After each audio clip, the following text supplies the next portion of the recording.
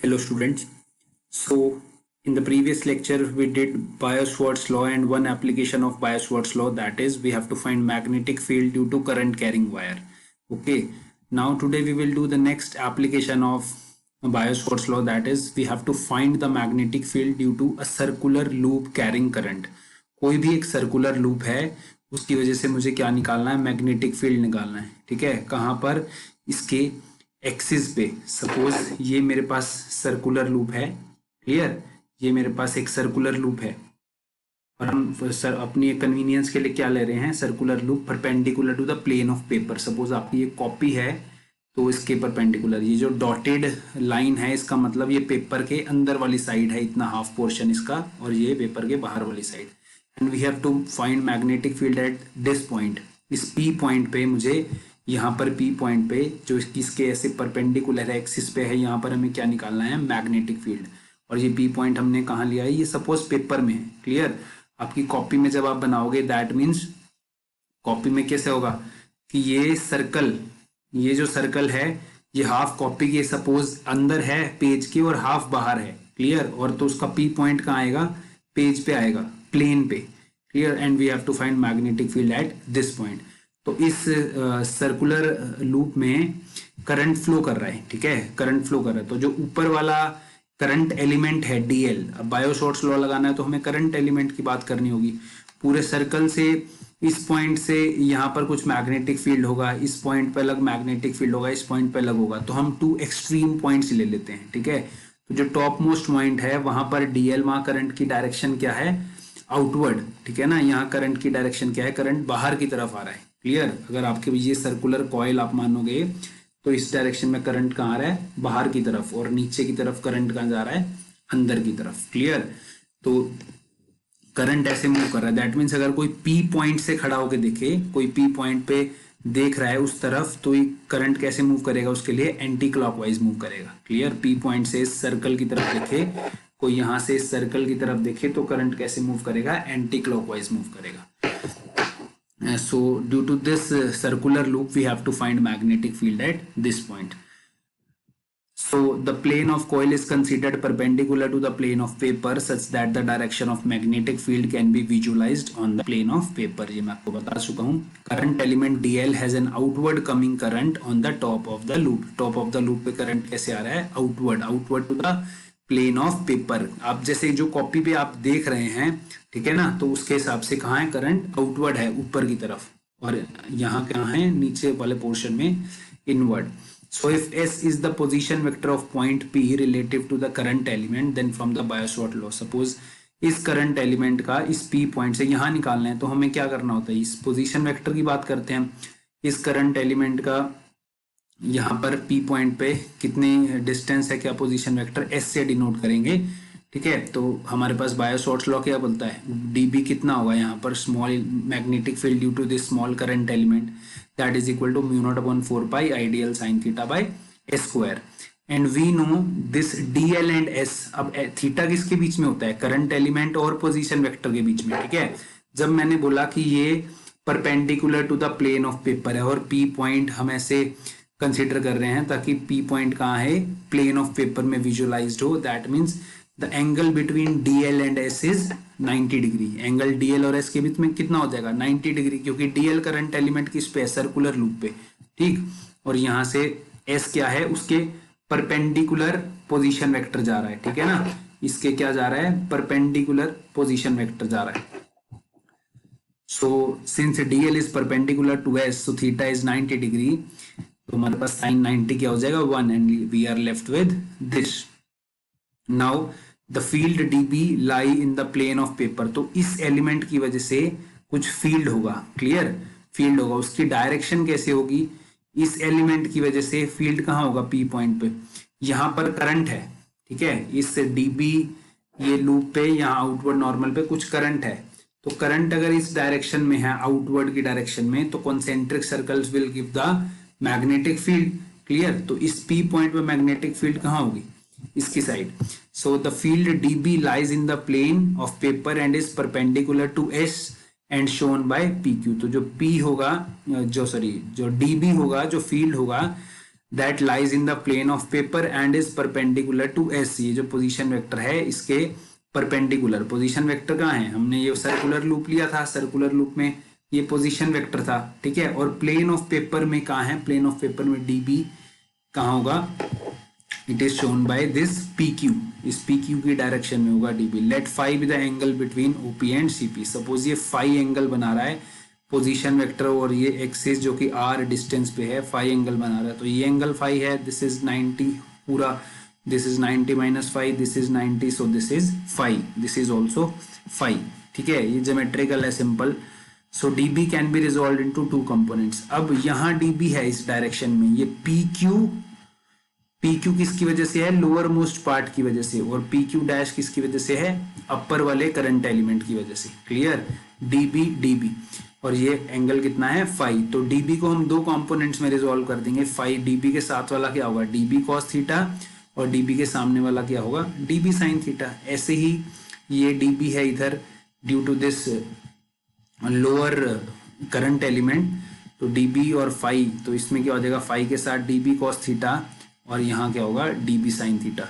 तो आप देखोगे अभी अब हम दो एक्सट्रीम ले रहे हैं, ऐसे सर्कल की हर पॉइंट पे, यहाँ पे यहाँ पे यहाँ पे हर पॉइंट पे क्या होगा, हर पॉइंट पे करंट एलिमेंट होगा जिसकी वजह से कुछ ना कुछ मैग्नेटिक फील्ड होगी। क्लियर, तो दो कंपोनेंट्स की बात हमने कर ली, एक अलोंग द एक्सिस होगा डीबी साइन थीटा, तो इस सर्कल की वजह से जितने भी कंपोनेंट अलोंग द एक्सिस होंगे डीबी साइन थीटा, वो सब क्या होंगे, ऐड हो जाएंगे। और ये डीबी कॉस थीटा क्या है, अपोजिट डायरेक्शन में है, तो ये सारे कैंसिल आउट हो जाएंगे। तो sum of dB cos theta is 0, ये कॉस थीटा क्या है, कैंसिल हो जाएंगे, और ये वाले component dB sine theta along the axis सब ऐड हो जाएंगे। So total magnetic field at point P ये किसके इक्वल होगी, total magnetic field is integration of the component in the direction along the axis. जो डीबी साइन फाई आया, dB sine phi, इसको integrate कर देंगे, जितने भी कंपोनेंट्स आए पूरे सर्कुलर लूप की वजह से जितने भी कंपोनेंट आए सबको इंटीग्रेट कर देंगे, तो मेरे पास क्या आ जाएगा, टोटल मैग्नेटिक फील्ड आ जाएगी। अब डीबी का तो फॉर्मूला मुझे बायो-सवार्ट्स लॉ से निकाल लिया, साइन फाई, तो यहाँ से साइन फाई आप इजीली निकाल सकते हैं। साइन फाई कितना होगा, ये यहाँ से इस रिंग का रेडियस कितना है, ए, तो साइन फाई क्या होता है, perpendicular upon hypotenuse, that means A upon S, और ये आर क्या है, डिस्टेंस है इस रिंग के सेंटर से इस पॉइंट पी का। साइन फाई हमें पता लग गया, तो put the value of dB and sine phi in the above equation.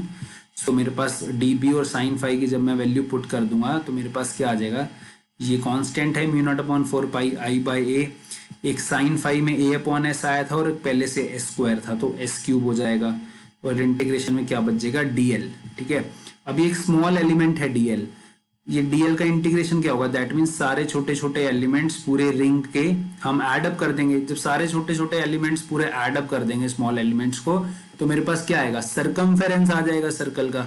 तो डीएल का इंटीग्रेशन क्या होगा, that is equal to 2 pi R, और यहाँ रेडियस कितना है, ए है, तो 2 pi A that is equal to circumference of circle. तो इस डीएल की जगह हम क्या लिख सकते हैं, 2 पाई ए, और ये जो एस है, ठीक है, एस तो क्या है, इसका इस जो हमने एलिमेंट कंसीडर किया उसका डिस्टेंस है।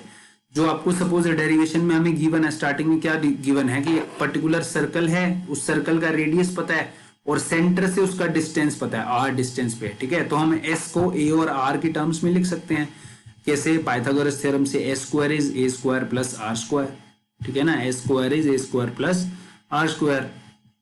सॉरी, यहाँ पर अब 1/2 आएगा बेटा, S is A square R square plus A square 1/2, why, because S square is equal to A square plus R square, यहाँ स्क्वायर लिखा है, या 1/2 आएगा। क्लियर, सो एस क्यूब, जब एस में मैं वैल्यू डालूंगा तो कितना हो जाएगा, 3/2 हो जाएगा, तो ये देखिए यहाँ डिनोमिनेटर में 3/2। क्लियर, तो हमारे पास ये फॉर्मूला आ गया, very important formula, B is mu not upon, यहाँ पर 2 पाई से हमने ये 4 पाई कैंसिल कर दिया, तो तभी यहाँ पर 2 सिंपल आया, mu naught by 2 I A square, denominator में R square plus A square 3/2। Suppose ये तो एक टर्न था, सिंपल एक कॉइल था, अगर बहुत सारे टर्न्स का कॉइल हो, ठीक है ना, मतलब बहुत सारे वाइंडिंग्स हो, बहुत सारे टर्न्स का कॉइल हो, ठीक है, तो अगर suppose n number of turns हैं, जो सर्कुलर कॉइल है उसमें n नंबर ऑफ टर्न्स हैं, तो क्या होगा, उसकी मैग्नेटिक फील्ड उसकी वजह से क्या होगी, n टाइम्स हो जाएगी। Simply if the coil has n number of turns, suppose n number 3 turns हैं, तो 3 टाइम्स हो जाएगी magnetic field due to single coil, single turn coil. 4 times है तो सॉरी 4 टाइम्स मैग्नेटिक फील्ड है, that means number of turns कितना है 4। तो ये जो मैग्नेटिक फील्ड आया उसके n टाइम्स हो जाती है, तो n से क्या कर देंगे यहाँ मल्टीप्लाई कर देंगे। Clear? So this is the formula for magnetic field due to this circular loop on the axis of this loop. ठीक है, आपको दो डेरिवेशन करना होता है। एक बार आता है कि ये सर्कुलर लूप है, इस सर्कुलर लूप के सेंटर में मैग्नेटिक फील्ड क्या होगी, सिंपली इसके प्लेन में ही, इस सर्कुलर लूप के प्लेन में ही सेंटर में मैग्नेटिक फील्ड। अभी हमने क्या किया, इस सर्कुलर लूप है उसके यहाँ एक्सिस पे क्या होगी, ठीक है ना, बाहर की तरफ क्या होगी। एक और डेरिवेशन करना है, उसमें कहा हमें सेंटर पे निकालना है। क्लियर? तो इस फॉर्मूला से हम कुछ स्पेशल केसेस कर लेते हैं। At the centre of loop, अगर मैं डायरेक्टली इसी फॉर्मूला से सेंटर ऑफ लूप निकालूं तो सेंटर पे क्या होगा, सेंटर पे ये जो आर है, आर डिस्टेंस है, सेंटर मतलब पी पॉइंट कहाँ हो जाएगा, यहाँ सी पे आ जाएगा, दैट मीन्स ये जो आर डिस्टेंस है ये क्या होगा 0 सेंटर पे। जब आर को, तो इस फॉर्मूला में हम आर को 0 पुट कर देंगे, आर को 0 पुट करेंगे तो मेरे पास मैग्नेटिक फील्ड जो आएगी that is this. Clear? At axial point far away from coil, suppose we have to find magnetic field at this point, but अब क्या है, हम स्पेशल केस में क्या करें, सपोज ये पॉइंट बहुत फार है, बहुत दूर है compare to the radius of this coil, जो ए रेडियस है उससे डिस्टेंस बहुत ज्यादा है। Clear? So at axial point far away from coil, तो हम क्या करेंगे, इस ए वाली टर्म को नेग्लेक्ट कर देंगे, जो डिनोमिनेटर में फॉर्मूला में ए वाली टर्म है इसको नेग्लेक्ट कर देंगे, and we are left with this.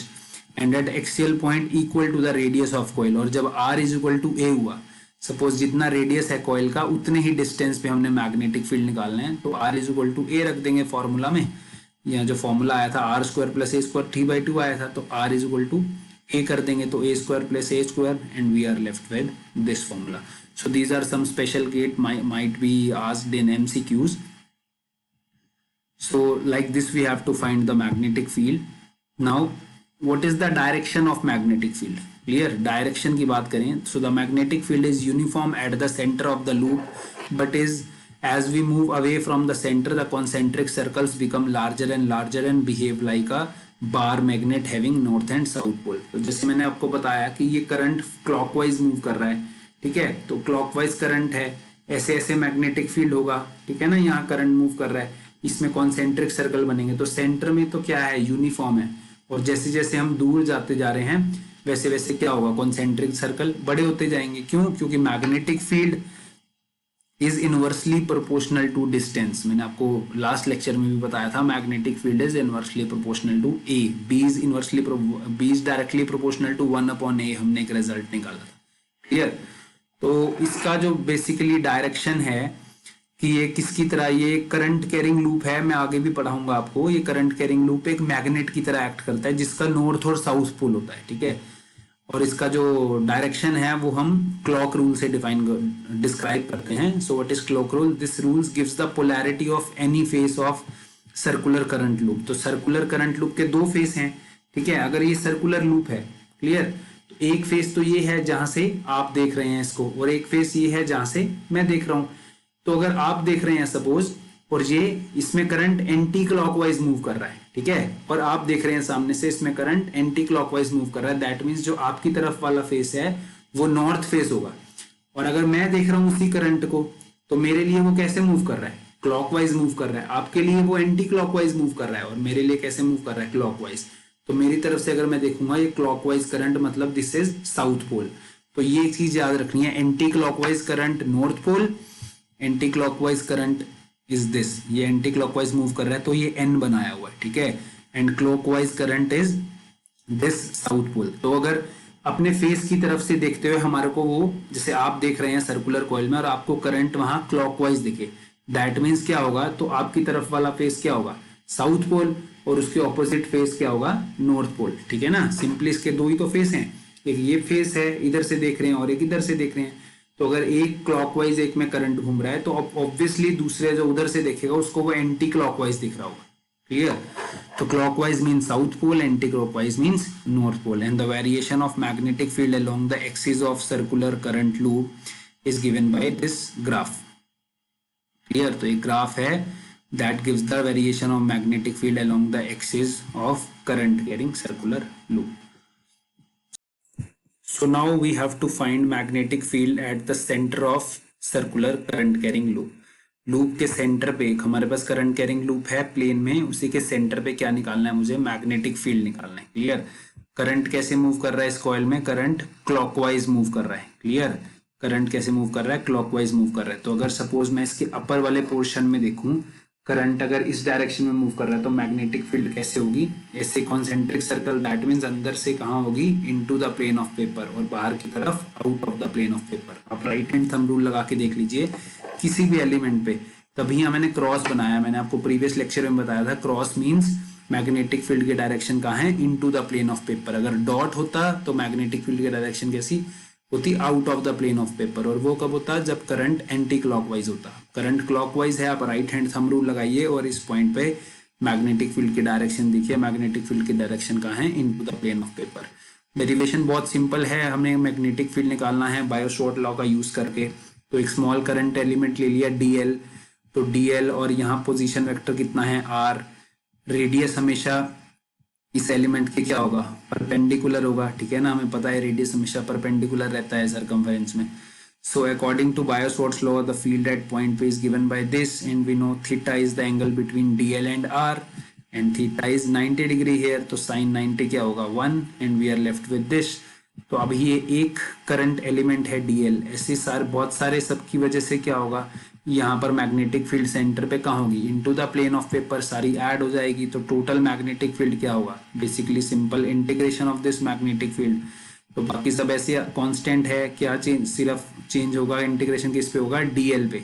और dl का इंटीग्रेशन कितना है, पूरा सरकमफेरेंस सर्कल का, और कितना है सरकमफेरेंस सर्कल का, 2 पाई r। और अगर a रेडियस है तो basically if the radius of this loop is suppose a, so circumference is 2 pi a, so b is given by, यहाँ पर 2 pi r ही कर लो क्योंकि हमने यहाँ पर r रेडियस ही लिया है यहाँ। ठीक है ना, r रेडियस लिया जो पोजीशन वेक्टर है, सो यहाँ आएगा 2 pi r, let me change it.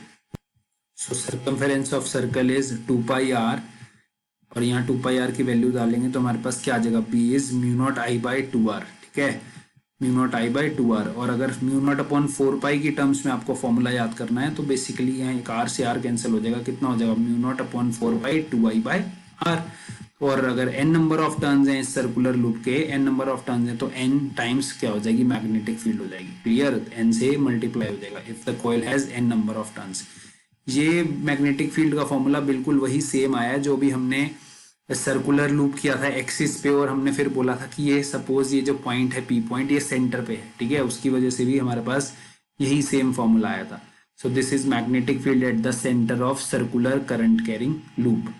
तो यहाँ तक बायो-सावर्ट्स लॉ की एप्लीकेशन थी। हमने एक स्ट्रेट करंट कैरिंग वायर पढ़ा, एक सर्कुलर लूप पढ़ा जिसमें हमें एक्सिस में मैग्नेटिक फील्ड निकालना था, वेरी इंपॉर्टेंट डेरिवेशन। और अब एक सर्कुलर लूप पढ़ा जिसमें हमने सेंटर पे मैग्नेटिक फील्ड निकालना था। So now next is Ampere circuit law. बेटा जैसे हमने इलेक्ट्रिक फील्ड वाले चैप्टर में गॉस लॉ किया था ना, E dot d s is equal to q upon epsilon naught. अगर एक चार्ज है उसको हम गॉसियन सरफेस में एनक्लोज कर दें तो उसमें से कितना इलेक्ट्रिक फील्ड निकलता है, वो हमारे को गॉस लॉ से पता लगता है। वैसे ही सेम जब हमारे पास करंट है, कोई करंट कैरिंग वायर है और उसको हम एनक्लोज कर दें किसी एम्पीरियन लूप से, ठीक है, एम्पियर्स जो साइंटिस्ट थे उनके नाम से है वो, जैसे गॉसियन लॉ में, गॉस लॉ में हमने गॉसियन सरफेस बोला, ऐसे ही एम्पियर सर्किट लॉ में हम क्या बोलेंगे, एक एम्पीरियन सरफेस है, एम्पीरियन सरफेस से उस करंट को एनक्लोज कर दें तो उस करंट की वजह से कितनी मैग्नेटिक फील्ड निकलेगी, वो कौन देगा, एम्पियर सर्किट लॉ। तो जैसे वहां गॉस लॉ था, यहाँ एम्पियर सर्किट लॉ है। So what is Ampere circuit law? It states that the line integral of magnetic field around any closed loop is equal to mu naught times the total current passing through the closed curve. वहाँ क्या था, E dot ds है ना, surface integral of electric field. What is line integral, what is surface integral आपको नहीं जाना इसमें, ठीक है ना। surface वो basically surface की बात करते हैं हम, 2D, यहाँ line integral है। क्लियर, सिंपली एक लाइन, मतलब पूरी सरफेस पे नहीं है। अगर इंटीग्रेशन करना है, एक तो होता है कि हम इंटीग्रेशन पूरी सरफेस पे करें, ठीक है ना, पूरा क्लोज सरफेस डिस्क है, लाइन इंटीग्रेशन में क्या है, हम अलोंग द लाइन बस इंटीग्रेशन कर रहे हैं। ये हायर क्लासेस में और अच्छे से आपको समझ आएगा जो आगे और प्योर फिजिक्स पढ़ेंगे। So it states that the line integral of magnetic field, line integral मतलब जैसे वहां ई डॉट डी एस था, यहाँ क्या होगा, बी डॉट डी एल होगा। ठीक है, ये क्या है, closed integration of B dot D l. वहां क्या था, E dot d s surface integral था, यहाँ लाइन इंटीग्रल है, डी एल है। वहां क्या था, चार्ज होता है तो q upon epsilon naught permittivity, यहाँ क्या होगा, म्यू नॉट इंटू आई। यहाँ करंट की बात हो रही है, हम करंट को इनक्लोज कर रहे हैं। गोस लॉ में क्या करते थे, चार्ज को इनक्लोज करते थे। गोस लॉ में हमने एप्सिलॉन नॉट पढ़ा था, हर जगह हम यही पढ़ते रहे, 1/4 pi epsilon not, 1/4 pi epsilon not. यहाँ क्या पढ़ते हैं, mu not upon 4 pi, mu naught upon 4 पाई। ठीक है, यहाँ पर जो म्यू नॉट है वो न्यूमरेटर में रहता है हमेशा। उस साइड जब हम इलेक्ट्रिक फील्ड के बारे में पढ़ रहे थे, वहां एप्सिलॉन नॉट कैसे रहता है, डिनोमिनेटर में रहता है, तो यहाँ पर न्यूमरेटर में ही आएगा। वहाँ क्यू अपॉन एप्सिलॉन नॉट था, यहाँ mu naught multiply by I. So this is Ampere circuital law. Clear, आपको डायरेक्ट भी पूछ लेते हैं कई बार, define Ampere circuital law. So this is B dot D L is mu naught I. So the closed curve is called Amperian loop and this is hypothetical loop. जैसे वहाँ hypothetical loop हमने खुद से बोला कि सपोज एक Gaussian surface है, ठीक है, जो चार्ज को एनक्लोज कर रहा है, ऐसे ही हम यहाँ बोलेंगे सपोज एक एम्पीरियन लूप है जो करंट को एनक्लोज कर रही है। सो हम एम्पियर सर्किटल लॉ की हेल्प से प्रूफ करते हैं magnetic field due to straight current carrying conductor. तो स्ट्रेट करंट कैरिंग कंडक्टर की वजह से मैग्नेटिक फील्ड कितना होगा, तो सपोज मेरे पास एक स्ट्रेट करंट कैरिंग कंडक्टर है जिसमें करंट का है ऊपर की डायरेक्शन में। अब हमें पता है राइट हैंड थंब रूल से हम मैग्नेटिक फील्ड निकाल सकते हैं। मैग्नेटिक फील्ड क्या होगा, कॉन्सेंट्रिक सर्कल्स होगा। So consider an infinitely long straight current carrying conductor, then from Biot Savart law, हमने बायो-सॉर्ट्स लॉ से निकाला था कि जब इनफाइनाइट हो जाता है कंडक्टर तो हमने क्या लिया था, थीटा फाई 1 और फाई 2 जो एंगल थे उसको 90 डिग्री ले लिया था और हमारे पास ये रिजल्ट आया था। Clear, as the direction of B is along the tangent so we consider a small current element dl. अब हमें पता है कि इसकी डायरेक्शन कहाँ है, इस पॉइंट पे अलोंग द टेंजेंट होगी। क्यों, क्योंकि ये सर्कुलर लूप है, तो किसी भी पॉइंट पे देखेंगे सर्कल के तो डायरेक्शन क्या होगी, अलोंग द टेंजेंट। तो हमने एक स्मॉल करंट एलिमेंट लिया DL and at every point on the circle B and DL are tangential and the angle between them is 0। तो किसी भी पॉइंट पे करंट एलिमेंट भी टेंजेंट की करंट एलिमेंट भी इसी डायरेक्शन में हम कंसीडर कर रहे हैं, और मैग्नेटिक फील्ड की डायरेक्शन भी क्या होगी, मैग्नेटिक फील्ड कॉन्सेंट्रिक सर्कल में, तो किसी भी एक पॉइंट पे कहाँ होगी, सर्कल में डायरेक्शन देखना हो तो हम उसका टेंजेंट पे बोलते हैं कि उसके टेंजेंट पे डायरेक्शन है। क्लियर, सो DL और B के बीच में एंगल हमेशा कितना है, 0 है। सो B डॉट DL करेंगे तो B DL cos थीटा। क्यों, क्योंकि हमने एम्पियर सर्किटल लॉ यूज कर रहे हैं। बी डॉट डीएल की वैल्यू निकालेंगे, अगर वो mu naught I I that means वो प्रूव हो गया। सो बी डॉट डीएल क्या होगा, B dl cos 0 degree where theta is the angle between B and dl. B dl आ गया और बी की वैल्यू क्या है मेरे पास, ये है, और इंटीग्रेशन करना है। और डीएल का कितना इंटीग्रेशन होगा आपको अब तो पता लग गया होगा, डीएल छोटा सा एलिमेंट है, उसका पूरा इंटीग्रेट करेंगे, that means circumference of circle. Clear, so B dot D l यहाँ करेंगे, hence the line integral of magnetic field is equal to, जब मैं यहाँ पर एक स्टेप बीच में मैंने नहीं लिखा इसको, बी डॉट डी एल है, बी को क्या लिख सकते हैं, mu naught I upon 2 pi R, और डी एल कितना है 2 pi R. So 2 pi R cancels with 2 pi R and we are left with B dot D L का इंटीग्रेशन कितना हो जाएगा, म्यू नॉट आई के equal. And this proves the Ampere circuital law. यही पढ़ा है हमने ampere circuital law. Next is application of Ampere law to a straight current carrying conductor. So this figure shows a circular loop of radius r around an infinitely long straight wire carrying current I. Field at the points is directed along the, sorry, this is field actually, field at all the points is directed along the tangent। किसी भी point पे देखो field, कहीं कहीं भी देखेंगे हम field कहाँ आएगी, along the tangent। So from Ampere circuital law we know that B dot DL is mu naught I, और DL की वैल्यू कितनी है, B तो कांस्टेंट है ना, ठीक है ना, B किस पे डिपेंड करता है, डिस्टेंस पे। तो हम एक पर्टिकुलर कॉन्सेंट्रिक सर्कल ले रहे हैं तो B तो कांस्टेंट है, DL पे इंटीग्रेशन कितना होगा 2 पाई R। क्लियर, तो यहाँ से अगर 2 पाई आर में डिनोमिनेटर में ले जाऊंगा तो मेरे पास कितनी मैग्नेटिक फील्ड आएगी, ये मैग्नेटिक फील्ड आएगी। सो हमने दो चीज की, हमने इससे पिछली वाली डेरिवेशन में क्या किया था, बी डॉट डीएल की वैल्यू निकाली थी और वो म्यू नॉट आई के इक्वल आ रही थी। इसमें क्या किया है हमने, B dot dl is equal to mu naught I लेके चले हैं और यहाँ से हमने मैग्नेटिक फील्ड निकाला है, तो मैग्नेटिक फील्ड कितना आया, इतना ही आया। क्लियर, तो हम दोनों तरीके से प्रूव कर दिया हमने। पहले मैग्नेटिक फील्ड इतना लिया तो हमने B dot D L is equal to mu naught I prove किया। अब हमने B dot D L equal to mu naught I लिया और यहाँ से हमने मैग्नेटिक फील्ड निकाला कि magnetic field due to straight current carrying conductor we know that that is equal to mu naught I by 2πr, और इससे भी हमारे पास यही आ गई। So this is one of the application of Ampere law to a straight current carrying conductor. Clear? आपको कैसे आएगा? Find the value of magnetic field due to straight current carrying conductor using Ampere circuit law. तो आपको यही 3 step करने हैं और ये डायग्राम याद रखना है।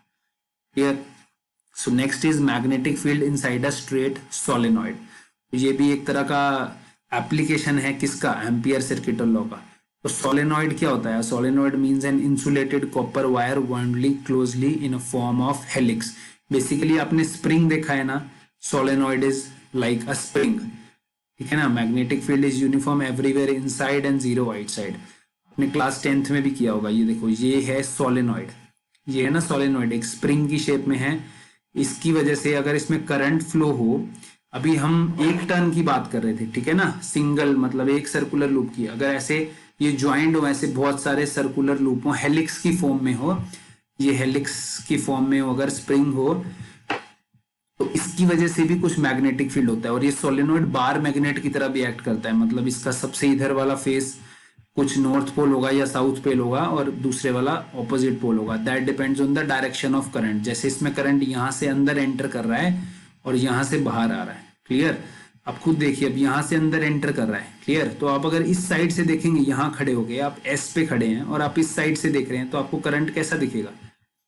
इमेजिन करो, अगर ये करंट ऐसे अंदर गया, ये इधर, तो अगर आप इधर खड़े हैं तो यहाँ से आपको क्लॉकवाइज करंट दिखेगा, है ना। यहाँ से ये करंट गया और ऐसे दिख रहा है, तो इधर से देखोगे तो कैसे दिखेगा? क्लॉकवाइज। क्लॉकवाइज मीन साउथ पोल।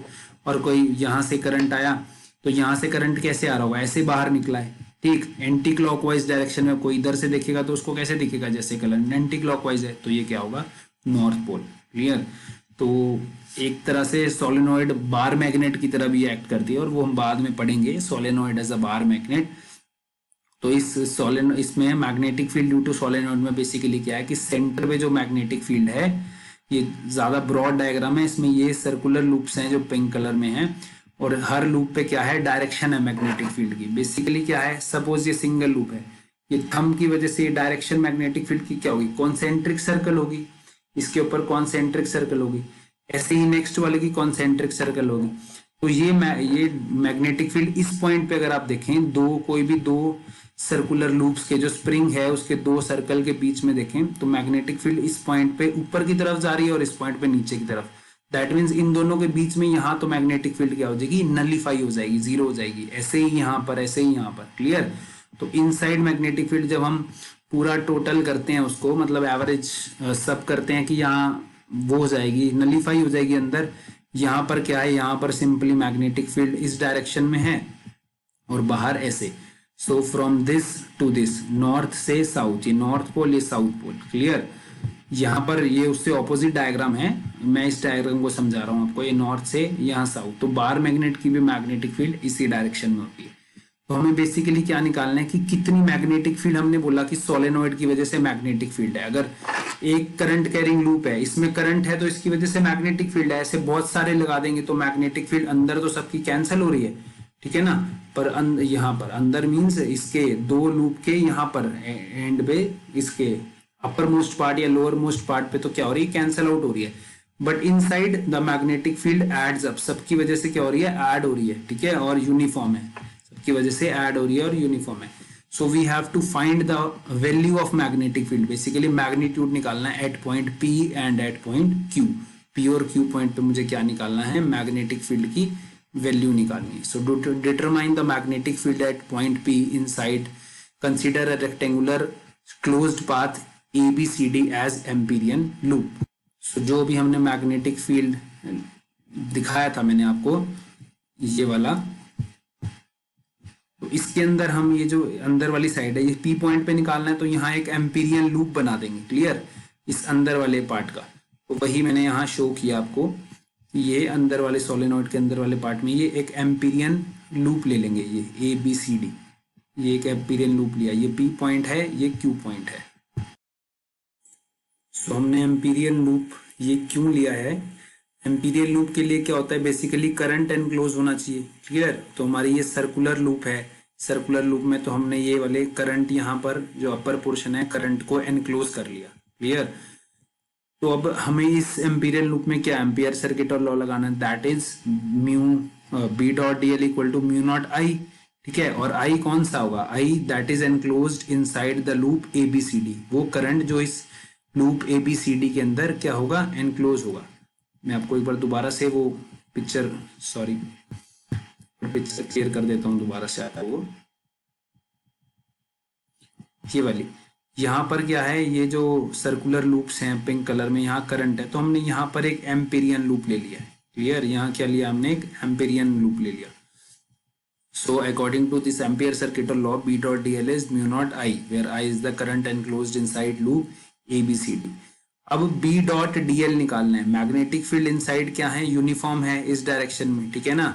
डीएल क्या है, B dot dl, dl is the length of this loop. अब लेंथ की बात करेंगे। ठीक है। और बी डॉट डीएल क्या होगा, मैग्नेटिक फील्ड और इस लूप की जो अलोंग द लूप, हम मैंने बोला था लाइन इंटीग्रल, तो इस लाइन के अलोंग जो हम इंटीग्रल कर रहे हैं उस बी और एल डी एल के बीच में क्या होगा, एंगल। तो अब ए से बी जाने में बी और डी एल का एंगल क्या है, सेम है। क्लियर। बी और डी एल का एंगल क्या है, सेम है। ये डी एल मतलब यहाँ कोई भी छोटा सा टुकड़ा ले लो इस लाइन का पूरे का, उसमें बी और डी एल की डायरेक्शन सेम होगी।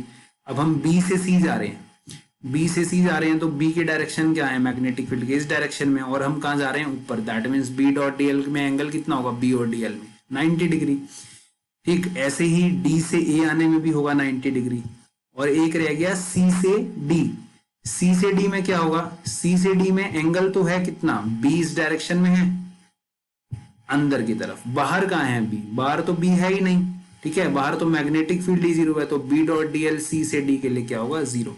तो ये जो B dot D l along the closed curve है, इसको हम चार पार्ट्स में डिवाइड कर दिया, from A to B, from B to C, C to D और D to A.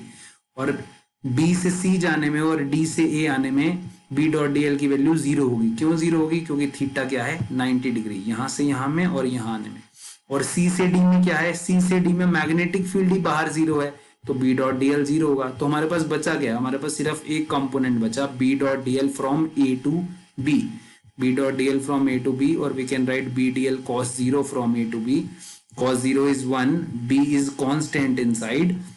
So A से बी डी एल, ए से बी यहां से यहां तक की लेंथ डीएल पे छोटे छोटे टुकड़ों को इंटीग्रेशन करेंगे ए से बी में, so we come across B into l. तो हमारे पास क्या बच जाएगा, सिर्फ बी इंटू एल। क्लियर। तीन पार्ट्स क्या हो जाएंगे, जीरो। क्यों जीरो हुए मैंने आपको बताया। Where l is the length of side A B of loop A B C D. L क्या है, इस साइड का लेंथ है, इस लूप है, लूप की ए बी का लेंथ है एल। सो अब हमारे पास बी इंटू एल आ गया। Now let the number of turns per unit length of solenoid is L, N. Suppose the number of turns per unit length. ठीक है। N number, capital N क्या होता है, हमने नंबर ऑफ टर्न्स पढ़ा। Number of turns per unit length suppose है कितना, small n, and then the number of turns in length L। तो ये तो number of turns per unit length में है। ठीक है ना। पर यूनिट लेंथ में कितने नंबर ऑफ टर्न्स है, n। तो अगर पूरी लेंथ L में कितने नंबर ऑफ टर्न्स होंगे, जो ये लेंथ L यहाँ A से B में कितने नंबर ऑफ टर्न्स होंगे, n इंटू L। ठीक। अब एक टर्न के अंदर अगर मैं एक टर्न की बात करूं, उसमें करंट कितना होता है, आई करंट फ्लो कर रहा है, तो ऐसे ही कितने टर्न्स हैं टोटल, इतने टर्न्स हैं, small n into small L, इतने नंबर ऑफ टर्न्स हैं, तो करंट भी क्या हो जाएगा, इतने टाइम्स हो जाएगा। Then the current I passes the loop nl times, therefore the total current passing the loop ABCD is nli। तो हमारे पास ये टोटल करंट आ गया, जो म्यू नॉट आई करना है ना हमने एम्पियर सर्किट और लॉ में। बी डॉट डी एल निकाल लिया हमने, बी डॉट डी एल की वैल्यू कितनी आई, B L equal to mu naught into I enclosed. तो आई कितना है, इतना है, N I L. Why N I L, because N L is the total number of turns in length L, N I is the current in one turn. तो total current कितना होगा, N L I. तो L से L cancel हो जाएगा और मेरे पास magnetic field की वैल्यू कितनी आएगी, म्यू नॉट एन आई। तो सोलेनॉइड की वजह से मैग्नेटिक फील्ड का फॉर्मूला क्या आता है, B equal to mu naught N I. Inside this, inside the magnetic field is uniform. Solenoid के अंदर मैग्नेटिक फील्ड क्या होती है, यूनिफॉर्म होती है, और मैग्नेटिक फील्ड का फॉर्मूला कितना है, B equal to mu naught N I. अगर हम एंड्स पे निकालना चाहें, सोलेनॉइड के एंड्स पे, तो मैग्नेटिक फील्ड हाफ हो जाती है। ठीक है। आपको डायरेक्टली बस इतना याद रखना है, nobody will ask you the derivation for this. जो एंड्स में मैग्नेटिक फील्ड है वो हाफ हो जाती है किसके, जो मैग्नेटिक फील्ड इनसाइड है। सो इनसाइड मैग्नेटिक फील्ड की वैल्यू कितनी है, म्यू नॉट एन आई। ठीक है, कुछ बुक्स में आपको ऐसे भी लिखा मिलेगा mu naught capital N I upon l. Why, because what is n, n is number of turns per unit length. if capital N is the number of turns, तो n को हम क्या लिख सकते हैं, कैपिटल N अपॉन में l. so mu not n I by l where n is capital. ठीक है, यहाँ स्मॉल n है, n क्या है यहाँ, number of turns per unit length. so this is about solenoid. next is magnetic field due to toroidal solenoid. this is the last topic for today's lecture. तो अभी तक हमने सोलेनोइड पढ़ा कि एक स्प्रिंग की फॉर्म में अगर मैं स्प्रिंग को बेंड कर दूं, ठीक है ना, स्प्रिंग को क्या करूं, एक सर्कल की फॉर्म में कर दूं, तो उसको, उस सोलेनोइड को हम टोरॉइड बोलते हैं या toroidal solenoid. Clear, just like this, ये एक स्प्रिंग ही है, स्ट्रेट था हमारे पास, मैंने उसको क्या कर दिया, सर्कल की फॉर्म में ले आया। इस सर्कल की फॉर्म में ले आया तो ये क्या आ गया मेरे पास, एक टोरॉइड बन गया, टोरॉइडल सोलेनोइड। ठीक, टोरॉइडल सोलेनोइड बन गया, जिसकी वजह से क्या है, मैग्नेटिक, ये इसका पिंक कलर में इसके सर्कुलर लूप्स हैं और इसके अंदर क्या है, ये ब्लैक कलर में सर्कुलर लाइंस में मैग्नेटिक फील्ड है। मैग्नेटिक फील्ड सिर्फ और सिर्फ इस सर्कुलर लूप के अंदर होती है, ना यहाँ इसके इंटीरियर पोर्शन पे कुछ मैग्नेटिक फील्ड है, ना बाहर मैग्नेटिक फील्ड है, सिर्फ इस टोरॉइड के इनसाइड होती है magnetic field. Clear, so a solenoid bent into a form of closed ring is called toroidal solenoid. Magnetic field has a constant magnitude everywhere inside, where while it is zero in the open space both in interior and exterior. अंदर भी और यहाँ बाहर भी toroid के magnetic field क्या है, zero, बस मैग्नेटिक फील्ड यूनिफॉर्म होती है इस सर्कल के, इस कॉइल्स के अंदर मैग्नेटिक फील्ड की वैल्यू क्या है, यूनिफॉर्म। तो हम यहाँ 3 एम्पीरियन लूप लेते हैं। बेसिकली मैग्नेटिक फील्ड हमने वैल्यू निकालनी है 3 जगह, एक तो इनसाइड, एक आउटसाइड, मतलब एक पी पॉइंट पे, क्यू पॉइंट पे, और एक यहाँ पर इस कॉइल के अंदर कहीं पर। क्लियर, तो अब आपको ये तो पता है यहाँ भी मैग्नेटिक फील्ड जीरो है और यहाँ भी मैग्नेटिक फील्ड जीरो है, तो उसको कैसे निकालेंगे। सपोज इस सर्कल में मैंने 3 एम्पीरियन लूप ले लिए। एक एम्पीरियन लूप 1 लिया इनसाइड, जिसमें यहाँ पी पॉइंट एनक्लोज है। एक एम्पीरियन लूप 2 लिया, ये 2 वाला एम्पीरियन लूप कहाँ है, यहाँ पर है, इस जहां पर ये करंट, ये सर्कुलर लूप्स हैं पिंक वाले, करंट एनक्लोज है। और 3 कहाँ लिया है मैंने, आउटसाइड क्यू पॉइंट पे लिया है। ठीक है, so for point in open interior space, तो अंदर वाला अगर एम्पीरियन लूप 1 की बात करें तो यहाँ एम्पियर सर्किट और लॉ लगाएंगे, B dot D L is equal to mu naught I. I है यहाँ पर कुछ, आई तो है ही नहीं, क्यों नहीं है आई, करंट तो सिर्फ इन लूप्स में है ना, करंट तो कहाँ है, इन लूप्स में। अगर ऐसे ये सिंगल लूप है, अगर ऐसे बहुत सारे लूप्स हैं, सर्कल है, तो करंट तो उन्हीं लूप्स में है, बस फ्लो कर रहा है। अगर मैं यहाँ एम्पीरियन लूप लूंगा कोई, तो यहाँ तो कोई भी करंट नहीं है, कोई करंट नहीं है, दैट मीन्स कोई मैग्नेटिक फील्ड नहीं है। So if I is zero, अगर मैं एम्पियर सर्किट और लॉ लगाऊंगा, B dot D l, dl कितना है, डीएल सर्कमफेरेंस होगा। अगर R1 रेडियस है इस एम्पीरियन लूप का, तो B into 2 pi R1 is mu naught I, I is zero, so magnetic field in the interior part is zero.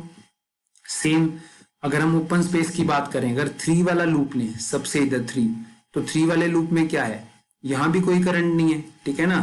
सो यहाँ पे each turn off torrid passes twice through an area enclosed by loop number 3. For each turn the current coming out is cancelled by current going into the plane of paper. अब यहाँ क्यों magnetic field नहीं है, यहाँ पर बाहर magnetic field की value zero है, उसको एक्सप्लेन करने का एक और तरीका है क्या, कि each turn off torrid passes twice through the area enclosed by loop number 3. तो जो हर टर्न है वो 2 बार पास कर रही है, मतलब यहाँ से जा रही है, फिर ऐसे घूम के वापिस यहाँ से आ रही है। ठीक है, so for each turn current coming out is cancelled by the current going into the plane. तो बेसिकली करंट क्या हो रहे हैं, कैंसल आउट हो रहे हैं। वही जो हम सोलेनोइड के केस में कर रहे थे कि 2 सर्कुलर लूप के बीच में करंट कैंसिल हो रहा है, तो अब क्या है, वो पूरा सर्कल की फॉर्म में बन गया, हमने सर्कल की फॉर्म में बना दिया। तो जहां पर उसमें करंट जो आउट बाहर जा रहा है, उतना ही करंट अंदर आ रहा है, दैट मीन्स टोटल करंट हमारे पास क्या है, जीरो। तो मैग्नेटिक फील्ड की वैल्यू क्या है, zero. Here it is B3 is zero. ठीक, तो magnetic field outside this is zero. So अगर हम अब बात करें यहाँ पर सेकेंड लूप की, जहां पर हमें मैग्नेटिक फील्ड, हमें पता है कि सर्कुलर लूप में मैग्नेटिक फील्ड है, तो कितनी वैल्यू होगी मैग्नेटिक फील्ड की। So let be with the magnitude of field along the loop 2 of radius R2. अगर रेडियस R2, ये जो R2 रेडियस है, इसकी अगर हम इस रेडियस की एम्पीरियन लूप बनाए, एक हाइपोथेटिकल एम्पीरियन लूप, और R2 रेडियस है, suppose that is equal to R, So the length of loop कितना होगा लेंथ का loop, circumference 2 pi r. If NL be the total number of turns, NL अभी हमने पढ़ा सोलेनॉइड में भी, NL is the total number of turns and I is the current flowing, then the total current is NLI और L कितना है 2 pi r. तो यहाँ अगर हम निकालेंगे B dot D L is equal to mu naught N I, तो D L का इंटीग्रेशन कितना है 2 pi r is equal to mu naught N I. I is NLI and what is L? L is again 2 pi r. So this 2 pi r cancels with the 2 pi r and we left with this. तो जो solenoid में आया था inside the loop वही क्या आएगा toroid में, कितना B is equal to mu naught Ni. That means the value of magnetic field here also is independent of radius. ये कितना बड़ा रेडियस का मैं टोरॉइड बनाता हूँ उस पर डिपेंड नहीं करता. मैग्नेटिक फील्ड जो अंदर है वो यूनिफॉर्म ही रहेगा, करंट पे डिपेंड करेगा, ठीक है ना, करंट पे डिपेंड करेगा, नंबर ऑफ टर्न्स पे डिपेंड करेगा, कितनी वैल्यू होगी उसकी B is equal to mu naught N I. कहाँ पर, सिर्फ और सिर्फ वो कॉइल के बीच में. Neither the magnetic field is in interior part nor the magnetic field is in exterior part. सिर्फ टोरॉइड के जो मतलब सर्कुलर लूप है इनके अंदर जो मैग्नेटिक फील्ड होगी बस वहीं पर, इनके अंदर जो इसके अलॉन्ग जो करंट होगा उसके अंदर ही बस मैग्नेटिक फील्ड होगा. क्लियर. सोलेनॉइड और टोरॉइड का बेसिकली मैंने आपको डेरिवेशन इसीलिए कराया कि आपको अच्छे से मतलब पता लग जाए कंसेप्ट की, उसके पीछे कंसेप्ट क्या है. जनरली इसकी क्वालिटेटिव एनालिसिस ही आती है, nobody will ask the direct derivation for this, but आपको माइंड में क्लियर होना चाहिए कि मैग्नेटिक फील्ड की value B equal to mu naught N I होती है और टोरॉइड में अंदर और बाहर मैग्नेटिक फील्ड नहीं होती, सिर्फ और सिर्फ कॉइल के अंदर होती है. जितना सर्कुलर कॉइल है उसके अंदर ही एक यूनिफॉर्म मैग्नेटिक फील्ड होती है. So this is all about today's lecture. If you have any doubt, you can ask me. Thank you.